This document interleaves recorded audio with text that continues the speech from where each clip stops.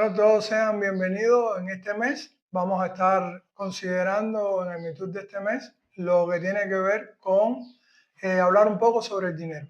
El dinero, que es un tipo de lenguaje, es una forma o nos ayuda a realizar varias actividades en nuestra vida, pero me gustaría primero que todo presentarles un video muy breve que nos puede dar aproximadamente una idea de qué cosa es el dinero.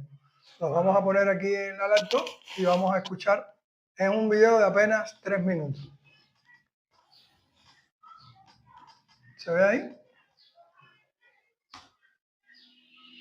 ¿Qué es el dinero? Todos usamos el dinero. Lo necesitamos para sobrevivir. Todos trabajamos para ganarlo. Algunos lo ahorran, otros lo invierten, otros lo gastan.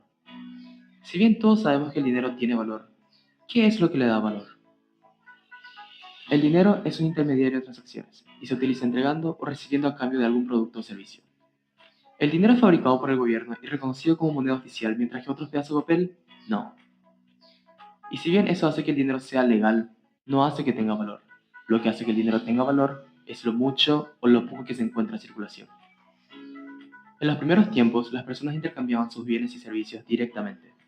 Luego se introdujeron las piedras preciosas como intermediario, y más adelante, el oro. Cuando recién se introdujeron los billetes, el valor del dinero estaba vinculado directamente con la cantidad de oro en el banco. Pero a medida que más dinero entraba en circulación y por varios otros motivos, comenzó a desvincularse del oro y a depender únicamente de la cantidad en circulación y las reservas de monedas extranjeras. Pero ¿quién decide la cantidad de dinero en circulación? El Banco Central. El Banco Central es el encargado de imprimir billetes y controlar las tasas y los intereses en el país, controlando así casi en su totalidad la cantidad de dinero que circula en su economía. Entonces, ¿por qué el banco no imprime infinita cantidad de dinero para hacer felices y ricos a todos? Es porque eso haría que el dinero no valga nada. Esto es muy claro si pensamos en la función del dinero, ser intercambiado por bienes y servicios. Si la cantidad total de dinero en circulación aumenta más rápido que la cantidad producida de bienes y servicios en la economía, cada porción de dinero sería equivalente a una menor porción de bienes y servicios.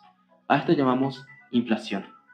Por otro lado, si la cantidad de dinero se mantiene constante, pero la cantidad de bienes y servicios producidos aumenta, tendremos una deflación. Entonces, ¿cuál es peor?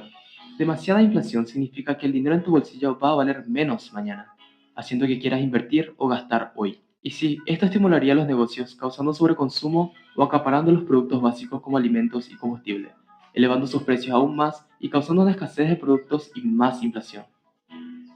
La deflación, por el otro lado, te va a hacer guardar tu dinero en vez de invertir o gastar, porque tu dinero va a valer más mañana, causando una reducción en el consumo y en los ingresos de las empresas. Esto genera un ciclo negativo de menores gastos, menores ingresos, menores ganancias, mayor tasa de desempleo y en general una economía en decrecimiento. Es por eso que se dice que cualquiera de los dos en exceso es peligroso. Pero sí, necesitamos una inflación constante y pequeña para estimular el crecimiento económico. El Banco Central se encarga de procesar los datos económicos disponibles, como las recientes tasas de inflación, tendencias nacionales e internacionales y la tasa de desempleo, para determinar qué cantidad de dinero debe estar en circulación. Teniendo en cuenta todo esto, tienen que mantener los números justo en el punto para estimular el crecimiento económico y generar puestos de trabajo sin que la inflación quede fuera de control. El Banco Central no solo determina cuánto dinero vas a tener en tu billetera, sino también la posibilidad de conseguir o mantener el trabajo que te hace ganar ese dinero. Y esto es el dinero y cómo se define su valor.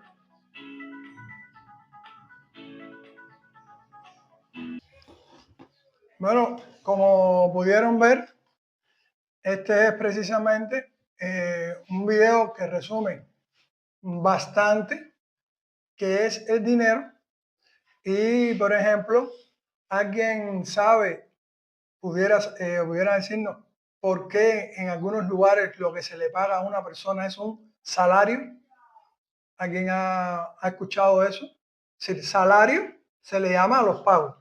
La pregunta es, ¿por qué se llama salario? ¿Alguien lo ha escuchado alguna vez? No sé. Ajá. Porque en los tiempos de hace tiempo, la sal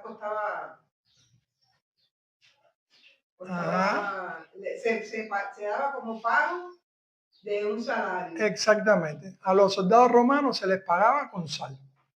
Y de ahí viene la palabra salario. Por eso es que en un momento la sal constituyó una forma de dinero. Bueno, pudieron ver en el video que hubo otras formas de dinero, por ejemplo, piedras, un tipo de piedra, conchas marinas. Pero ¿qué pasó con el tiempo con todas esas formas de dinero? Que de alguna manera se empezó a obtener. ¿Por qué se usaban como forma de dinero? Porque sencillamente eran escasas. Y eso es algo importante. Lo que le da verdadero valor al dinero es su escasez. Cuando algo es muy abundante, no tiene un valor o un precio elevado. Las personas no lo valoran mucho. Por ejemplo, piensen por un momento, ¿cuánto cuesta el oxígeno? ¿Cuánto nos cuesta el oxígeno que respiramos cada uno de nosotros? Cero, ¿verdad? Pero, ¿y si cada uno de nosotros fuéramos en un barco?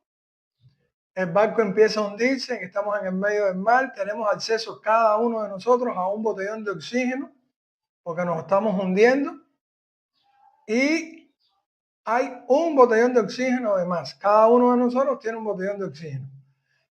Ese botellón de oxígeno sobra. Cada uno tiene un botellón de oxígeno, no hay problema. ¿Qué ocurre cuando a cada uno se les empieza a acabar el oxígeno? ¿Estarían dispuestos a dar lo que fuera por el botellón de oxígeno que sobra? Fíjense, el oxígeno en nuestro entorno no cuesta nada. Pero si se hace escaso, ahí empieza a tener un valor elevado. Entonces, como pudimos ver, el dinero ha pasado por varias fases. Pasó por la fase de, primero, los trueques. ¿Saben lo que es un trueque? Un cambio, mercancía por mercancía. Pero en eso había problemas, porque a lo mejor este tenía una mercancía, este tenía otra mercancía, pero la mercancía que este necesitaba no la tenía este. Entonces los trueques se servían en lugares donde las economías son pequeñas, muy pequeñas y muy rudimentarias. Pero cuando las economías empezaron a crecer, empezaron a necesitarse otras cosas para obtener esos bienes o esos servicios. Y entonces ahí fue donde aparecieron elementos que comenzaron a ser, por ejemplo, como las conchas marinas, que en su momento eran escasas, se utilizaron para intercambiar por productos o servicios. También las piedras Roy fue de igual manera un método de pago. Hasta que eso se hacía en una isla. En otro lugar encontraron muchas piedras de Roy y ¿qué pasó entonces? Ya no eran tan escasas, ya no servían como dinero. Otros encontraron muchas conchas marinas y ¿en qué pasó? Ya empezaron a haber muchas conchas marinas, ya no tenían tanto valor. Pero aparte, el dinero tiene que tener características como que pueda dividirse también. Entonces una piedra de Roy tenía un tamaño.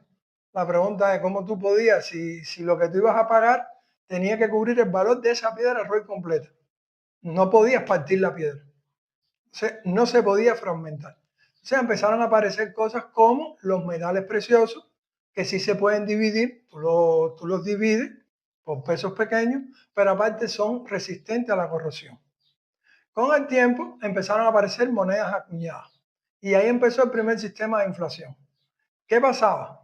La moneda acuñada era de un material o de un mineral precioso, pero con el tiempo muchos gobiernos empezaron a acuñar monedas que tenían aleaciones.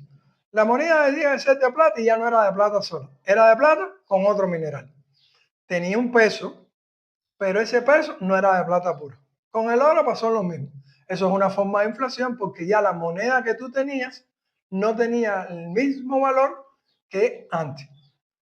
Pasó el tiempo, empezaron a ocurrir otros cambios, por ejemplo, en China las personas tenían que, se usaba mucho el oro, pero imagínense usted andar con oro por ahí.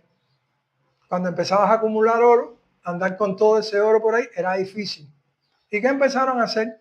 Bueno, generaron una cosa que se llaman las bancas. Unas personas, unos comerciantes que tenían cierta confianza, es decir, las personas confiaban en ellos, se sentaban en unas bancas y detrás tenían como unos almacenes. Tú llegabas con tu oro, lo depositabas en ese almacén y ¿qué te daba a ese comerciante? Un papel. Ahí aparece el primer papel. Ese papel era un certificado de la cantidad de oro que tú tenías ahí adentro. Si tú ibas a pagarle a alguien, ¿qué es lo que pasaba? No tenías que darle el oro, sencillamente ibas allí y ese comerciante aseveraba que de la cantidad de onzas de oro que tú tenías, le habías transmitido una cantidad de propiedad a otra persona. Por tanto, si esa otra persona iba con su papel, pues sencillamente lo que ocurría era que se le daba la cantidad de oro que se le había pasado la propiedad. Entonces, eso es un tipo de moneda, de papel moneda, un tipo respaldado por oro. Después cada país hizo sus propias monedas hasta que en la Primera Guerra Mundial Estados Unidos inteligentemente estaba mejor posicionado que Europa y le dijo a las comunidades, a los países europeos, tráiganme todo el oro para acá para que no haya problema y yo les voy a dar dólares. Y ahí desaparece ese tratado de Bretton Woods y desaparece que todas esas monedas estuvieran respaldadas por oro, sino que a partir de ahí todas esas monedas lo que estaban eran respaldadas por dólar. Pero el dólar sí estaba respaldado por oro. Es decir, cuando tú tenías dólares, esa cantidad de dólar representaba una cantidad de oro. Tú podías ir al banco, tenías el derecho a ir al banco, a entregar esa cantidad de dólares y se te tenía que entregar esa cantidad de oro que era el equivalente. A medida que se iba devaluando por la misma cantidad de dólares, es decir, en ese momento por la misma cantidad de dólares tenían que darte una cantidad de oro, fuera en el tiempo que fuera. Hasta 1971, eso Nixon dice que no se abandona el patrón oro por parte del dólar y a partir de ahí entonces empiezan las monedas fiduciarias. ¿Qué es una moneda fiduciaria? Una moneda, como se veía en el video, por decreto. ¿Quién dice que el dinero que nosotros usamos tiene valor? ¿Quién lo dice? ¿Quién lo respalda? Oro, plata, ¿qué lo respalda? Pudiera ser, pero yo puedo tener necesidad y aún así mi dinero puede tener valor aquí y en otro lugar no. O el dinero de otro lugar puede tener valor en ese lugar, pero aquí no. Entonces, la pregunta es, ¿quién en estos momentos le da valor al dinero? ¿Quién dice que ese dinero es válido? El Estado y los bancos, exactamente, ambos, el Estado y los bancos. Entonces, el banco asume la ley que establece el Estado, que el Estado dice que ese es el dinero que tiene valor. Por ejemplo, hoy por hoy, el dólar, ¿dónde tiene valor? ¿Dónde tiene valor el dólar? Excepto en China, en Rusia. En China y en Rusia el dólar no tiene valor. ¿Por qué no tiene valor? Porque están prohibidos. No se pueden usar ni en China ni en Rusia. Fíjate, el dólar tiene valor. El euro tiene un valor. Por ejemplo, el euro. ¿Qué país acredita que el euro tiene valor o que es útil? La Comunidad Europea. Fíjense que no está legislado en ninguna ley de ningún banco. Es en el Banco Europeo, que es un banco de una comunidad. Es el único dinero que no tiene respaldo legal de un país, sino el respaldo legal del Banco Europeo, que el Banco Europeo, en él confluyen una serie de países de la Comunidad Europea.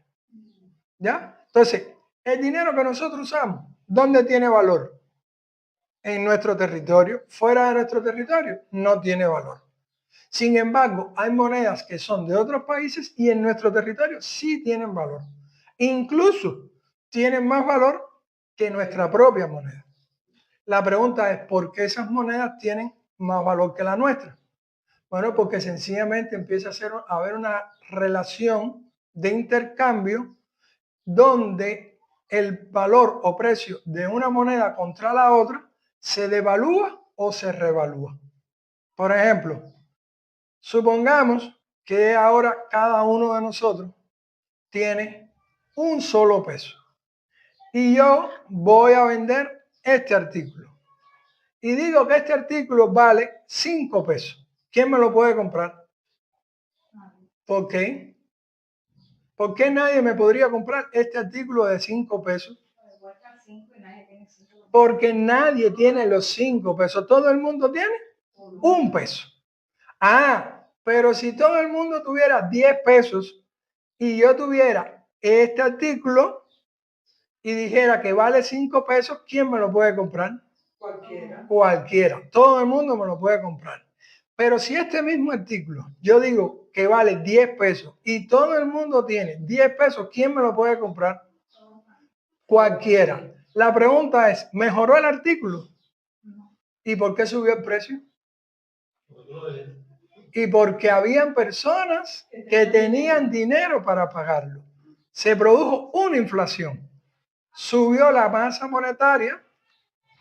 Cada uno tenía un peso. El equivalente era multiplicar la masa monetaria en el entorno, era multiplicar 1 por la cantidad de personas que están allí. Pero si es 10 pesos, es 10 por la cantidad de personas. Subió 10 veces la masa monetaria. Por tanto, el artículo subió de 5 a 10 pesos. Duplicó su valor, pero mejoró su calidad. No es ese lo que estamos viendo en nuestro entorno. El arroz, los frijoles, el espagueti. Incluso ha ocurrido que los artículos son de peor calidad que antes y los precios son mayores. Eso se llama inflación. ¿Y por qué se perdió la relación? Es decir, ¿por qué ocurrió esto? Porque sencillamente como ningún dinero está respaldado por oro, los gobiernos pueden imprimir dinero a sus anchas, la cantidad de dinero que quieran. Ahora, producir un peso tiene un costo. Es decir, producir un billete tiene un costo. Eso es normal porque hay que imprimirlo, lleva normas de seguridad, tinta. Si por cada billete que un país imprime, tiene que pagar por ese billete a la entidad que está imprimiendo los billetes. Entonces aparece una nueva forma de dinero que se llama CBDC, por sus siglas en inglés de moneda digital del Banco Central. Es la que conocemos, la que está en tarjeta, en transferencia. ¿Ustedes la ven? ¿Pueden verla? ¿Dónde está ese dinero en realidad? ¿Qué cosa es ese dinero en realidad? Números. Números en una base de datos. Un número en una base de datos. Un número que está ahí, que dice que tú tienes esta cantidad de dinero. Lo que pasa con la CBDC, primero, ya el país no tiene que invertir en imprimir billetes, eso reduce los costos. Porque si antes tú gastabas una cantidad de dinero para imprimir billetes y ya no lo tienes que hacer, es menos dinero que estás gastando. Tú tendrías que pagar por los servidores, por la persona que se encarga de mantener los servidores, pero es mucho menos que imprimir. Ahora bien, ¿qué ocurre? Que la CBDC tiene otro problema. Que los gobiernos saben exactamente qué cantidad de dinero tú tienes en los bancos. Ellos tienen control, incluso controlan qué cantidad de dinero tú tienes, controlan a quién le enviaste, cuánto le enviaste y en qué momento le enviaste. Entonces, eso es una forma de control ciudadano. Por eso hay tantas personas que le huyen a las transferencias, porque es una forma de control ciudadano. Y mientras más escaso se hace el dinero físico, entonces peor es la situación. Hoy por hoy, por ejemplo, en nuestro entorno, ¿qué ocurre con la relación entre el dinero físico y el dinero digital? ¿Qué relación existe? ¿Qué proporción hay? Ya anda por el 30%. Es decir, que el dinero físico es un 30% más caro que el dinero digital. Traduciéndolo, si quieres 100 pesos en físico, tienes que transaccionar 130 pesos en digital. Y a lo mejor uno dice, bueno, 100, 130 no se ve mucho, pero cuando tienes que transferir más cantidades, es mayor cantidad de dinero que estás perdiendo y económicamente eso puede no ser rentable. Entonces, otro problema que tienen las CBDC en el control ciudadano es que pueden ser bloqueadas en cualquier momento, por cualquier circunstancia. Por ejemplo, hasta estos momentos existen límites en la transferencia diaria y en la transferencia mensual. Ya supuestamente, a partir de una determinada fecha, esos límites van a desaparecer. Pero por el momento usted no puede transferir más de 80.000 pesos en un día ni más de 120.000 pesos en un mes. Y ese dinero que es tuyo, no lo puedes usar como tú quieres, cuando tú quieras. Pero además, si necesitas dinero físico, no puedes ir al banco y sacar cuando tú quieras lo que tú quieras. Entonces, el dinero tuyo que está en el banco ni es tuyo, ni está en el banco. Ahora bien, ¿qué funciones tiene el dinero? ¿Para qué lo usamos? ¿Para qué usamos el dinero? ¿Para qué lo usamos? Díganme con sus propias palabras. Para comprar comida. ¿Y solo comida? Ropa. Exactamente. Entonces, sirve para intercambiar por productos, pero también para pelarnos o para arreglarse las manos o por servicio. Si eres un medio de intercambio. ¿Ya? Es decir, que el dinero sirve como medio de intercambio y es una de las funciones que más usamos diariamente. Ahora, ¿qué más pudiéramos hacer con ese dinero? ¿Qué más pudiéramos hacer con ese dinero? Pudiéramos invertirlo, es decir, que pudiera ser un medio para hacer inversiones. Lo que pasa es que la inversión no es un dinero líquido porque es a largo plazo. Pero cuando hacemos una inversión, podemos hacer o una inversión en un determinado rubro, oro, viviendas, lo que sea, o podemos guardar el dinero. Y eso sería como una reserva de valor. El dinero también sirve para reservar el valor. ¿Por qué? Porque, ¿qué representa el dinero? ¿Qué representa el dinero? No es más que la representación del tiempo y la energía que tú has utilizado por hacerle bien a otros. Cuando tú haces algo por un familiar, por un amigo y te da las gracias que hiciste, en ese momento, un favor. ¿Ya? Pero cuando tú haces algo por una persona que es extraña, ya eso no es un favor, hay que regresar. Es decir, es un intercambio de valor por valor. Yo te doy algo de valor, que es mi servicio, yo estoy produciendo para ti un producto, un bien, lo que sea, y tú me tienes que, ese tiempo y esa energía que yo gasté, yo tengo que almacenarla, porque ¿cómo la almaceno? ¿Tengo alguna cajita para almacenar energía o tiempo? No. Entonces la representación de la energía y el tiempo que yo gasté, eso es el dinero. El dinero representa ese tiempo y esa energía. La pregunta es, ¿qué ocurre cuando en el tiempo, cuando pasado el tiempo, ese dinero vale menos? ¿Qué significa eso? Que tienes que cobrar más por un lado, pero además también significa que el trabajo que hiciste en un momento determinado ya no tiene valor. Entonces, cuando te devalúan el dinero, devalúan tu esfuerzo. Y eso es algo que tenemos que entender. Cuando hay devaluación de dinero, están devaluando el esfuerzo que estás haciendo. Entonces, te obliga a cobrar más por el mismo trabajo que hacías, pero de todas formas, el trabajo que hiciste en el pasado perdió valor. ¿Y por qué se dice diluirlo? Porque piensen en la sal.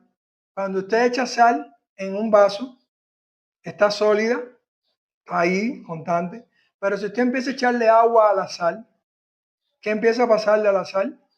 Empieza a diluirse.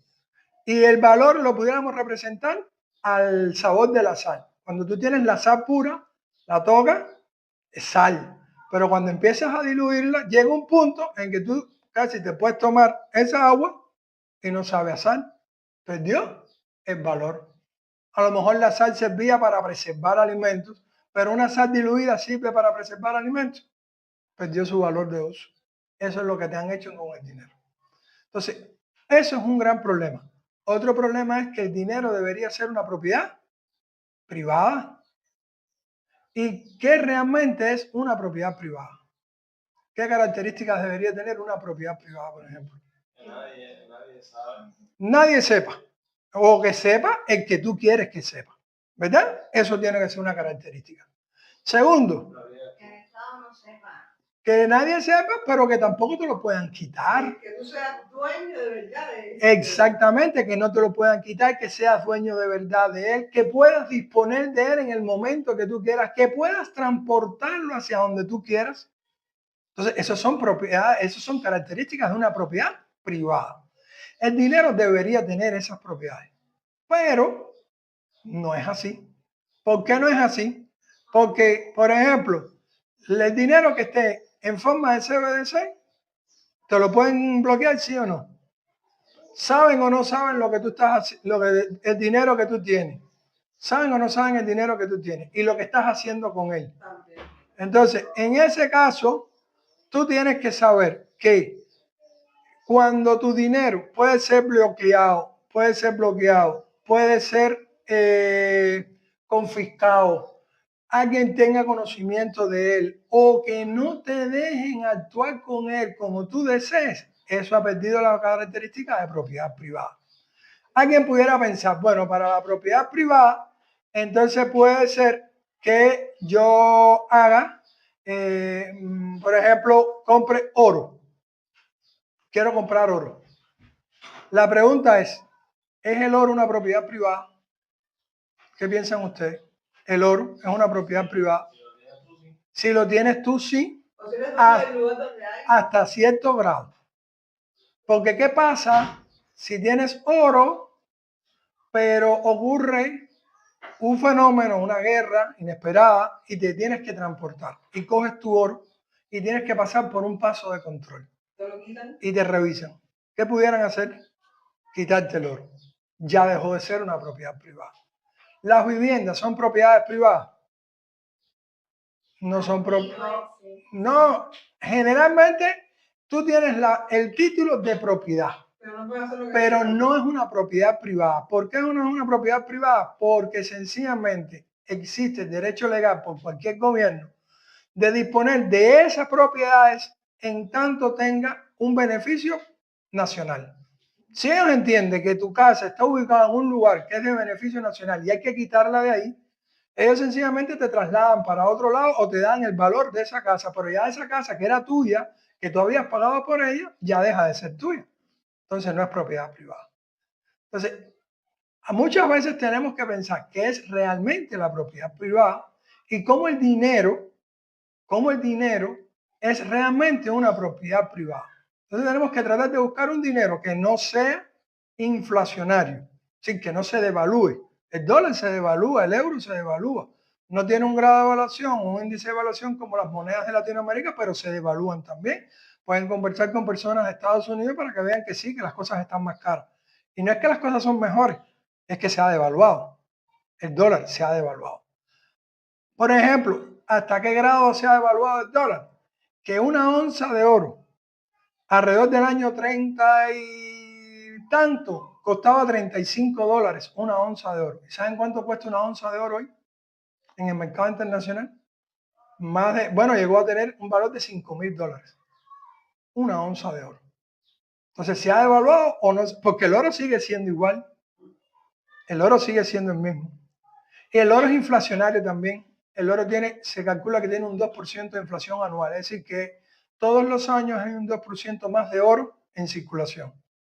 Es un grado de inflación aceptable desde el punto de vista económico, no es como otros grados de inflación que son, por ejemplo, 1000%, 400%, son una barbaridad, pero el oro tiene inflación. Y si existiera un desarrollo de una tecnología que permitiera extraer oro más rápido, ¿qué pasaría entonces?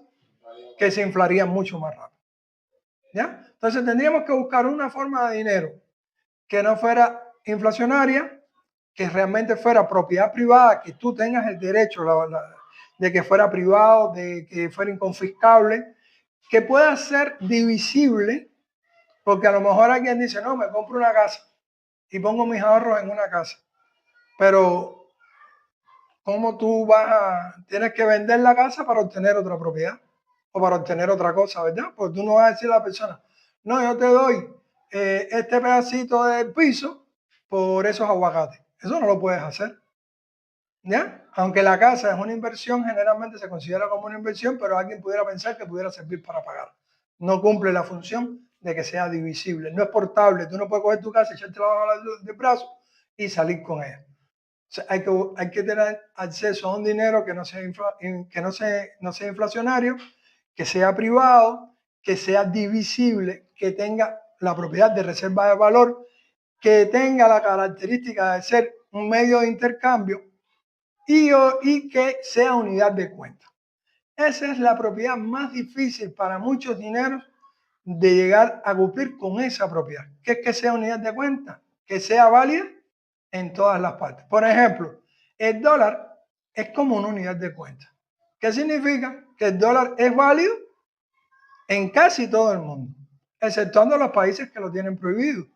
Pero es válido y casi todo el mundo, la relación automática que hace de esto vale 800 pesos. ¿Cuánto vale? No, vale $1 y pico. ¿Por qué? Porque el dólar es la unidad de cuenta contra la que se le plantea la parte de la moneda local. Entonces, eso es con relación al dinero. El dinero tiene muchas aristas. El dinero tiene muchos, ¿cómo decirle? Muchas formas de verlo, pero lo más importante es que el dinero debe cumplir con las propiedades de servir para intercambio, servir para reserva de valor, que sea divisible, que sea transportable, que sea tangible, es decir, que lo podamos tener, medir, que podamos tener unidades de medida de ese dinero. ¿Ya? Entonces, son características que debemos buscar en un buen dinero. Entonces, esto es lo que queríamos conversar con ustedes acerca del dinero. Y ahora viene una parte muy buena, que es la parte de la rifa no es una rifa, es un sorteo. Es un sorteo. Entonces, en el sorteo, vamos a ver quién se lleva el sorteo. Cada uno se ha ganado una recarga de 360 pesos. Y eso lo podemos hacer gracias al apoyo que nos ha dado Cuba Bitcoin, Viva Bitcoin, Cuba Bitcoin es la comunidad a la que pertenecemos nosotros y educamos a partir de esa comunidad. Viva Bitcoin es un proyecto de un amigo mexicano norteamericano que su misión es ayudar a que 1 millón de latinos conozcan Bitcoin. Esa es su misión, esa es su meta. Y bueno, tenemos otra persona, otro proyecto que nos ha ayudado mucho, que se llama Tecnocubo. Tecnocubo es un proyecto desarrollado para poder acceder a diferentes servicios, pues dentro de ellos recargas. Pues, es decir, es una plataforma donde tú recargas usando Lightning. Esa recarga se expresa en forma de un saldo de la plataforma y con ese saldo de la plataforma tú puedes comprar varias cosas. Puedes hacer recargas de teléfono de este tipo, puedes comprar tarjetas, es decir, y se están expandiendo. Ellos están expandiendo, es algo muy bueno. Entonces, gracias a Cuba Bitcoin, a Viva Bitcoin y a Tecnocuba hemos podido sortear estas recargas, así que felicidades a los ganadores. Y ya después, ahora me van a pasar sus números para yo darle la recarga.